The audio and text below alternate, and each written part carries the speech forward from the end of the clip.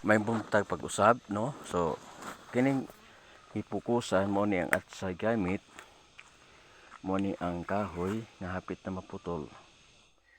So akong ipakita ninyo guys kung diin nakukuha kining mga kahoy. So manhinit ta og gaka sa unahan kasaka aron gyud nga makita nyo guys mga higala nga doon na gyoy mga ikuhaan ako nga kahoy. O kini nga kahoy laya na ni.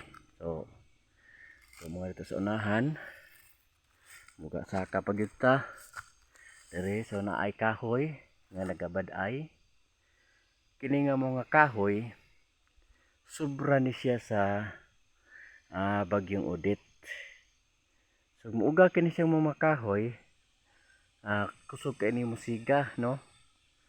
So diri ta naga kuha katong kahoy nga akong gibugha para isugnod gayod, no? Dako kay ni nga punuan nga natumba sa bagyo nga Odette, no? Tuig na ni kapin ning kahuya, hapit na mo padulong mo duha ka tuig nga nagabad ay ni kahuya. So laya na kaini kining mao nga kahoy. So dire ko gahapon nagakuha og kahoy then akong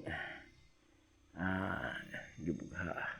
Kung padayon pa kita sa unahan naay pangpang sa unahan, mukatkat pa dito, naay daghang mga kahoy gyapon dito na makahoy gayod, no? So ingon ini ang kahimtang dinhi sa probinsya.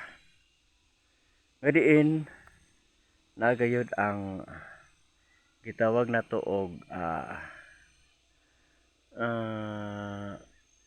panglihok-lihok nga kinahanglan gid ang paug-ug na sa kusog. So ato makita mga higala niya ni saka nining mao nga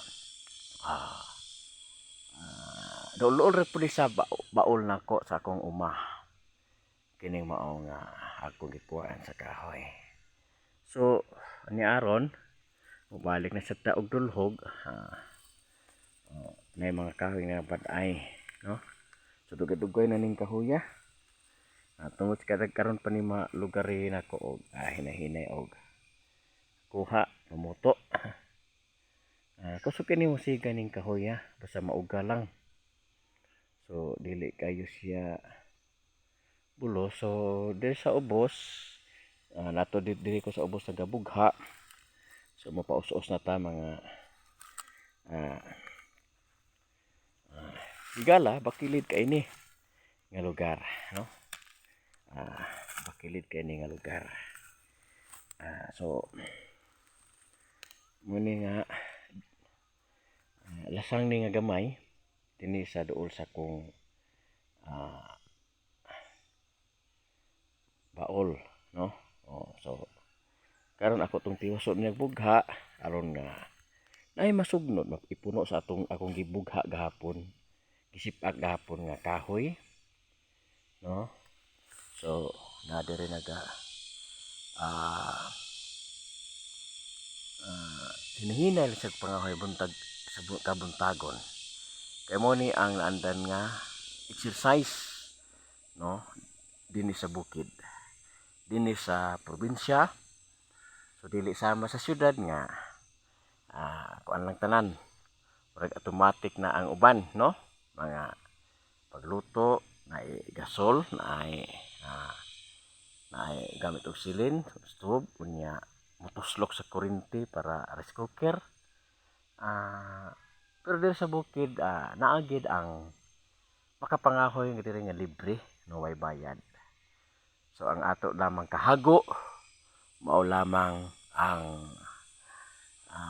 puhunan nga kita maka